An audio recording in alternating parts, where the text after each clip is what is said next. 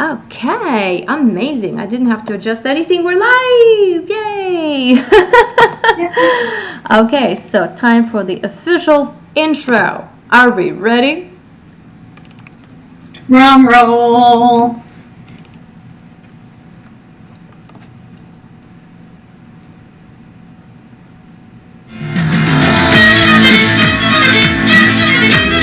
You are listening to Musician Today's weekly podcast with Vera Flamenco. Tune in for your insight into a professional musician's life and awesome new music.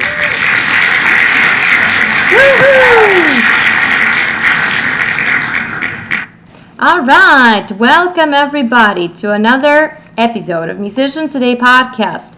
And today we have for you an amazing artist who is not only a violinist but also songwriter. So Kira Benson is an electric violinist and vocalist based in Olympia, Washington. She has played violin for 18 years, and after growing up learning classical music, she began pursuing other genres in high school. She has 2 self-released albums and 3 subsequent singles that explore elements of country, folk, pop, and indie. Her new single, Somewhere on the West Coast, is inspired by the folk indie music of Washington State. She pairs the explorations of her 5-string Viper electric violin with peel and loop effects that give a unique texture to the violin sound. Kira is also an accomplished vocalist and sets her violin lines with strong vocals on top of the original lyrics and composition. She describes her music as queer indie folk with strong vocals and evocative songwriting. So featuring her electric violin, her original compositions aim to capture a mood and lifestyle with connection to a story that catches the feelings of growing up in a culture that is ever-changing.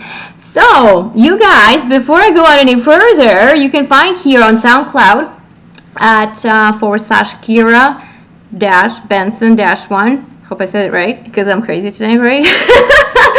On Instagram /Kira Benson Official, on Facebook at /Kira Benson Music, on Spotify. You can find her new single, her released albums previously, so go ahead guys and enjoy. On Bandcamp at /KiraBenson.bandcamp.com. And tonight we're going to get a little preview of her original single, so stay tuned to the end because you don't want to miss that. All right, without further ado, welcome Kira. How are you doing tonight? I'm doing great. Thank you so much for having me here. I'm super excited to talk all the electric violin stuff. Yay! My pleasure. I'm really excited too. Excited to share your music with everybody. Yeah, of course. I even brought my electric violin along, so maybe if we feel like it later. Yeah, so stay tuned, guys. This is coming. All right. So as I hear, you're studying right now. Yes, I am a junior at the Evergreen State College in Olympia, and I am studying music performance, and I also am studying music theory and composition as well with that degree. So it's so much fun to be able to, I've played violin for such a long time, and it's really fun to be able to take that into a college context and feel like I'm pushing myself and being surrounded by so many other amazing artists and getting to explore with them and learn how to be a better performer and just, more tools in the toolbox. That's amazing. Yeah. I was just about to ask, do you feel that your degree actually ties well with what you're doing on your instrument as an artist? Absolutely. I'm really lucky. The program here at Evergreen is very interdisciplinary and hands-on. So a lot of what I get to do in my classes is performance lab. We get to bring songs that we're working on and we play them for the class, and we work with the professor on how can we better convey the performance and, get more authenticity on stage as an artist, which is so valuable in really all my instruments. I know it's the electric violin, that we've been talking about tonight, but it's also helped me so much with my voice as well, and really working with that. Fantastic. So when did you start singing? As in, I started singing in 2014, so much later. I've played violin since I was 3, so that was years now. So I started singing much more recently, but I really, when I discovered I loved singing, it was one of those things that just kind of grabbed me, and I was like, oh, this would be so cool to be a violinist who also is able to sing. And that's partially why I have a Viper violin. I don't know if y'all are familiar with Viper violins. Oh, yes, but we are. yeah. Yeah, that's partially why I have the Viper violin, is because it's the strap-on, so it allows me to like sing and play at the same time. So yeah, that's the long roundabout story, but I just I don't know. And I guess the other thing was I was writing songs with lyrics before I really started singing seriously, and I was like, oh, I want to be able to express these on multiple instruments. Yeah, that's amazing. And I play guitar for like songwriting purposes. I don't really do that much on stage, but like it's been a really great instrument as far as like helping me figure out like chord structures when I'm doing compositions. So amazing. That's fantastic. When did you would you say you wrote your first original piece? Do you remember when that came into your life? Yeah, I was probably, I'm gonna say, and I'm guessing, I remember getting like this journal as a birthday present, and I'm not really the person who does journals, and I'm like, what do I want to do with this? And out of nowhere one day I was just like, oh, maybe I could write some lyrics, and I kind of like wrote a little like poem down, and I had a melody in my head, and of course, like every songwriter says years later, it's terrible, it makes no sense, but that was kind of how that started for me. And then I just ended up filling that whole journal up with songs. And I went to the store and I was like, oh, maybe I'll get another journal. And I did the same thing. And yeah, I still do that kind of to this day. I mean, my process has gotten a little more refined as far as now I'll like write the lyrics down, and I also have like staff paper with me, so I'm writing chords and an actual melody out. So it's gotten a little more complicated now for my writing style. But yeah, that's how I started getting into songwriting. Amazing, very good. Yeah, I remember that too. Like creating original music came to me even before I was able to play well. Like I was also about that age too, and I would write stuff down, and then my teacher would come and play it for me, and I was like, oh yeah, that sounds pretty cool. So yeah, it's kind of one thing pushes the other, right? Totally. It's like, oh wait, I want to be able to sing better. I want to be able to hit that note. I hear the melody in my head. Yeah. And so, yeah, then I guess like violin, like I've taken lessons for violin for years, but for vocals I was mostly self-taught until I got to college, and now I have like, you know, collegiate level instruction on both, so that's been cool to experience both of those in that context. Absolutely. Well, all the best with your studies. Thank you. Yeah, we're looking forward to more stuff. It was good. Oh wow. So amazing. Okay, why don't we have a listen to your song? So this, guys, is Somewhere on the West Coast by Kira Benson. Enjoy.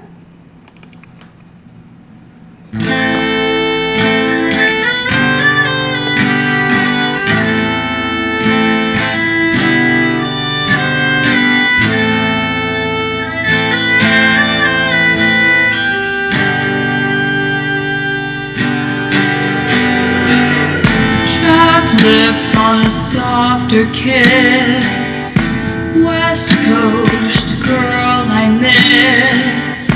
Fingers in her hair on its pouring rain, turning thoughts into miles, brought me to her smile as I watched the other's fade. I wear my flannel on the West Coast. Thanks to me, I made it out.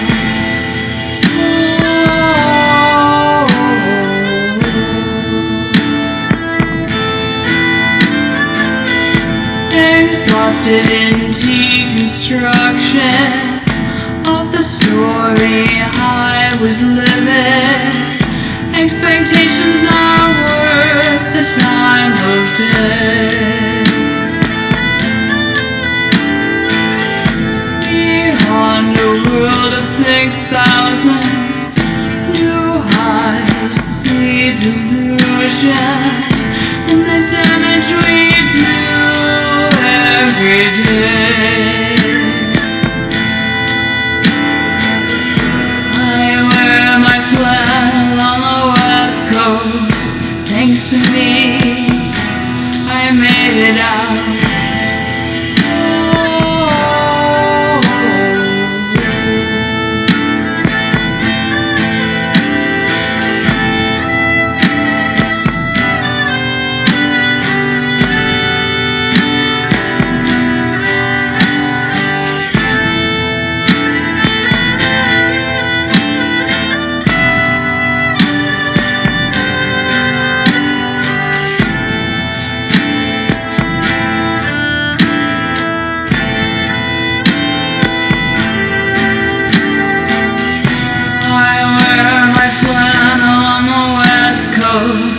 Thanks to me, I made it out.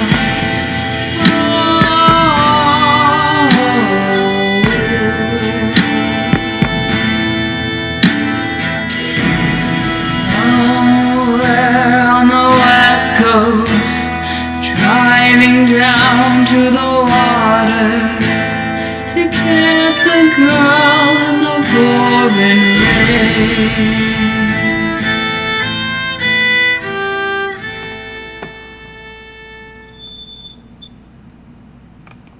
Wow, beautiful. Thank you so much. So powerful. I love the tone of your voice. There's something so haunting about it. Thank you. I really appreciate that. That's been one of my focuses this year in school, is like figuring out how to have a really powerful voice, but also allow that to be like really like authentic and vulnerable. So that's coming through. It does come through. It's like the perfect song for me to listen to right now. It reminds me of something I heard. There was, I forget the name of the song, but there was a story about a woman and a horse and something, black and white video. Really good one. I'll find it. I'll send it to you. It sounds amazing. Yes. Yeah. So that reminded me of that folk vibe that I totally love. Yeah. So what was your process putting that together? How do you approach a composition? Do you like write the words first? Do you throw some chords around and see if it sounds good?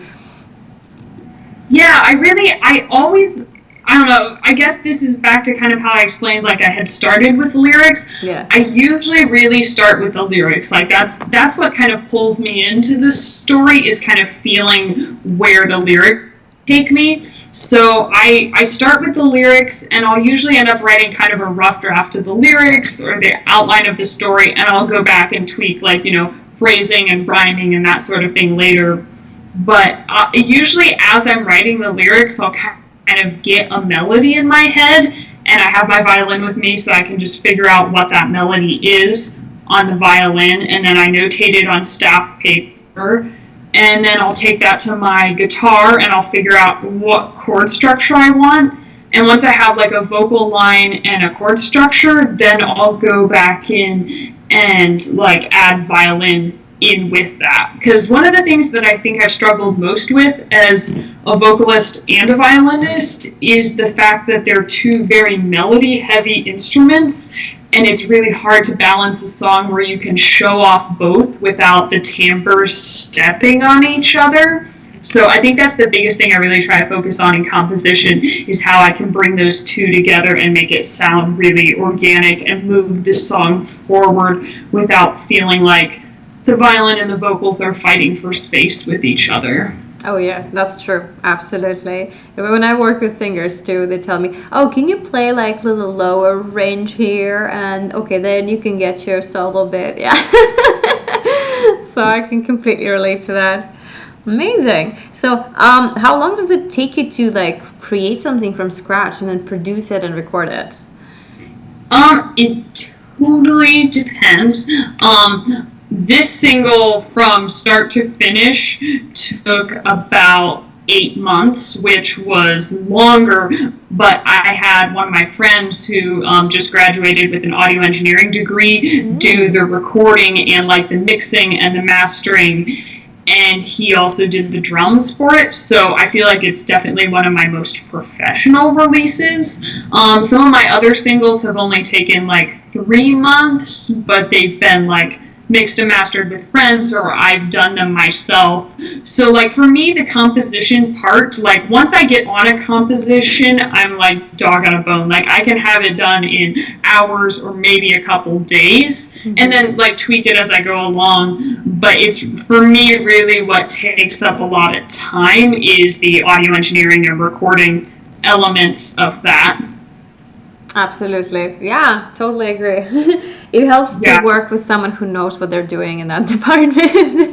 Definitely. My previous album, Revolution, that I have on Spotify is all self-produced as far as that. And that was a great learning experience for me. I did it as a senior project in high school, which was so fabulous as far as learning a lot of things, but like that's just so, like, I guess it's just one of those things, it's so many facets to manage when you're like composing and working on the art and trying to learn technology and the software associated with that and figuring out all these techniques for how to get the best recording. Like, yeah, it's a lot. So it definitely helps to know what you're good at, understand everything, and have friends that can help fill in skill sets. Exactly. I totally agree. Yeah. So it gets overwhelming sometimes when you're working on something you're so passionate about and there's a million things to watch. So how do you manage your schedule? Do you have sort of like a tip for artists that don't know where to start? Yeah, for sure. I guess my biggest tip is do something for your music every day. Like, do something for your art and something for your business. Do at least one of those things every day. And that's kind of my commitment to myself, is sometimes doing something for my art is writing a song or practicing a bowing technique on my violin. And sometimes doing something for my business is reaching out to booking agents and being like, hey, will you book me at this gig? Promoting myself on Instagram or Spotify, but making sure that something in each of those realms is done every day, I guess, is kind of how I am trying to move myself forward as a musician as I get, as I do school, but also get ready to graduate school next year and move into the musician world like full time in a professional context. Amazing. So excited for you. Thank you. Yeah, that would be my tip, because it's so easy to just get out of the habit and be like, oh, I'll practice tomorrow, I'll email them tomorrow, I'll do that booking thing tomorrow, and it's just so dangerous. That's true. Yeah, a little bit of something. Actually, something I heard too when I was writing my book, I don't remember who said that, but there was a person who did his research sort of to find the key to happiness, and he said, do at least 15 minutes of your passion every day. Yeah. Yes. Even if that's all you got, that's still going to make a huge difference. So. Right. Absolutely. Totally agree. Well, do you feel like doing a little jam for us? Kind of demonstrating something raw, something new. Yeah, I can do a little jam. Let me. Okay.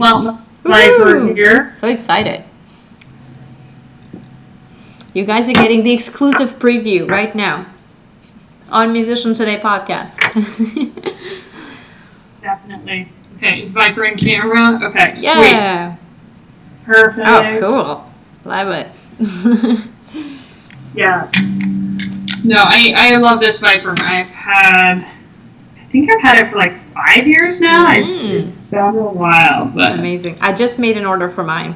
I'm waiting on the tip of my chair. Which one did you order?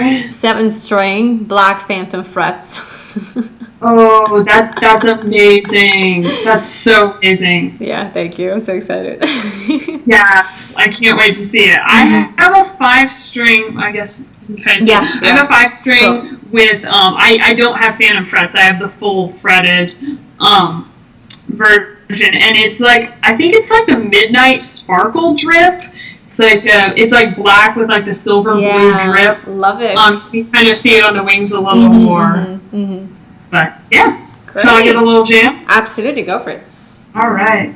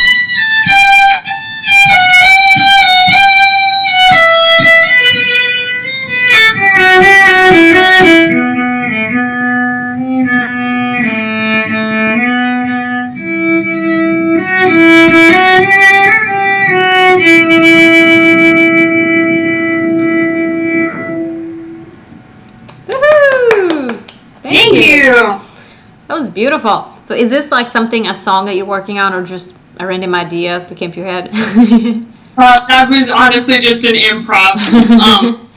Yeah, I don't know. I love improvising as a way of like that's one of the ways I can actually get inspired for songs too, is if I'm feeling particularly uncreative on a day, I'll just sit down and be like, okay, I'm just gonna like improv and get all my musical emotions out, and usually somewhere in there I'll hear a little turn of a phrase or my eye, and then I can build on that. Specifically for if I have like a melody that I like, I'll just like improv around in that key, and then usually, because like when I create my violin melodies, I like to have, like you kind of hear it in Somewhere on the West Coast, I have a similar hook phrase that I come back to, because I feel like it moves the song forward, but like it gives the listener, like it gives you something to land on and come back to in a song, which I think is really important. So I usually like to try to find that little hook that I can have in a violin line when I'm composing. Absolutely, yeah, that's something that catches you. I've spoken to a few artists, and one of them, Amy Serrano, said that I love to have something catchy in a song. So when they write with her husband together, she says, to me, it has to catch you, right? It has to be catchy. So no matter what you do, there has to be that relatability in it that makes people go like, oh. Definitely. Or like the part of the song, like when you find yourself listening to a song and you hear something you like and you want to hear it again, and then when it comes back in the next chorus, you're like, oh, I loved hearing that part. Like, yeah, I really want to create that feeling. Amazing. Well, what would you say discovering Viper, specifically like electric violin, would do for your sound over the past years? Oh, wow. That has been, I guess, I've been to Mark Wood, who owns Wood Violins and created the Viper. I actually was first introduced to the Viper when I went to one of his Electrify Your Strings programs, and subsequently to his rock orchestra camp, which I've gone to for 6 years now, because it's amazing. And yeah, I guess for me, I was, at the time I discovered Viper and part of the Electrify Your Strings program and got a Viper, I was really disgruntled, like, because I had been playing violin for so long in the Suzuki method with just classical music. Like, that was a great foundation, but I was just feeling like really lost on what I wanted to do with my art, because I felt that only studying one genre was like really limiting, and I just didn't really have a musical direction. And so when I went to Electrify Your Strings and I saw rock music being played on electric violins, and when I got my electric violin, it was like a complete turnaround for me as a musician, as far as feeling really free to like be like, yes, I can pick a new style. I can apply this instrument across multiple genres. It doesn't just have to be the genre that I grew up. So yeah, I guess for me it's just been huge as far as expanding what I thought was possible, and bringing in, like, you hear it, I don't really have a very strong filter on it in Somewhere on the West Coast, but there's a little bit of a reverb and tweaking to the sound that we did with electric pedal on that in Somewhere on the West Coast. And I guess for me too, with the electric violin, the ability to put pedals on it is so huge, as far as, you know, giving you more timbre possibilities, but also being able to like separate that voice violin timbre so you can not, you know, step on each other in compositions and really have different timbres that you're exploring. Yes, it does sound like your voice is in a totally different dimension there, and that's great. It adds so much more depth to it. I like that. Yeah, that's definitely what I was aiming for. And then the other thing I like about Viper, for my live shows, because it's hard for me to play and sing at the same time. I can do it in certain contexts, but I can't like play a really complicated, fast violin passage while I'm also singing lyrics. It kind of has to be like, okay, I can play out the chords while I'm singing, but you know, something I'm working. This year's project in school is to be better at singing and playing. I don't know if you know Joe Denenzon or Val Pagoda, but both of them. Very familiar. Yeah, both of them play vipers and are like absolute whips at singing and playing at the same time. It's amazing. Amazing, wow. I videos all day. But yeah, I also use a loop pedal with my Viper when I play live, so I can set up a line, build a harmony on top of it, sing something, do an improv section, and I can just kind of construct and deconstruct the loop all live on stage, which is a fun way to make doing a live show really possible, and I can really, explore more textures with my Viper without being limited by also having to back up my voice. Excellent. Yeah, I'm just getting into looping and all of that. I'm going to be new to it. I'm sorry? What looper do you have? I actually don't remember because it's at my producer's studio. So we're trying a few things. He's very lucky because he sells equipment. So whenever something new comes out, we get it and we test it out. Nice. I love that. That's so good. Yeah, so it's coming. I'm going to practice my looping. See what I can do with that. That's awesome. Yeah, I track looper, so I can loop two different instruments. Like if I want to do guitar and violin, or violin and voice, which is cool. And then I have another pedal that I like to use on stage, which is called it's by True Tone. It's an H2O water pedal that's got like the reverb and the echo, which gives the violin this very like ethereal synthy sound, which for me, like, especially here on the West Coast, I feel like with a lot of like indie pop music, that's like a really cool sounds to have, and is something that really speaks to me and kind of the genre that I'm like playing in. So that's been a cool discovery. I definitely heard about that one. Yeah, and love it. Yeah, I'm super lucky. I found it at this local guitar shop. It had been like a demo for a convention or something, so I got it for like half price, even though it was functionally new. It was such a good pedal find. Awesome. Good for you. All right. So I feel like this is a stage at which we're going to play our very special game. Sort of like rapid fire. Should I take off the Viper? It's up to you. Yeah, sure. We can come back to it if you like. Yes. So right now, I am going to really put you to the test to see if you can manage to answer 10 questions in under a minute. So it's kind of like the goal of this is to get things moving in the sort of a fun direction and to not make you think too hard. Because like I find it with a lot of us artists, we tend to overthink stuff. So this will be sort of, this will be an interesting way of like seeing what's the first thing that comes to your mind when you hear the question, okay? So we have 10 questions. We have an epic countdown. And I'm just going to go 3, 2, 1, and then I'll read the first question. Okay? Perfect. All right, let's do this. Okay, what is your most memorable performance? Most memorable performance would be the first time I got to play solo at this bar called the Motherlode in Breckenridge, Colorado, where I grew up. Awesome! At what age did you pick up violin? I started playing when I was 3 years old. Okay, how many instruments do you own total? Oh boy, 5. All right. Violin, acoustic or electric? Electric. I love my Viper. What motivates you? Pardon? What motivates you?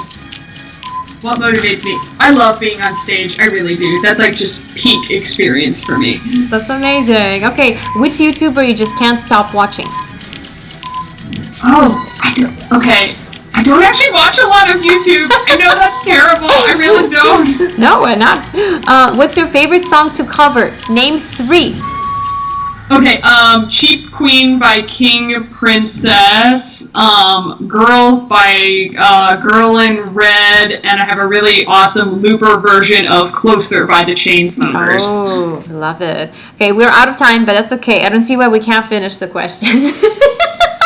Sorry, I was being too nerdy. Believe me, nobody makes it. I think I maybe had one person make it once. All right, and name 3 people that you admire. 3 people I admire. I'm going to be stereotypical and say my dad. I really do admire my professor as far as like just like awesome women to look up to in the music industry. And I really admire my girlfriend. She's also a musician and is so amazing. I love her. That's lovely. All right. Well, dogs or cats? Cats, all the way. All Cats. right. Name 3 violinists you follow on Instagram. 3 violinists. I follow obviously you, and Yay, I made it. I really like Nicole Alexandria. Her Instagram is the singing violinist, and she dances and she plays electric violin. Yes, I know her. Yes, she's so amazing. Yeah, she's in LA right now. Yeah. Pardon? She's in LA right now. Yeah.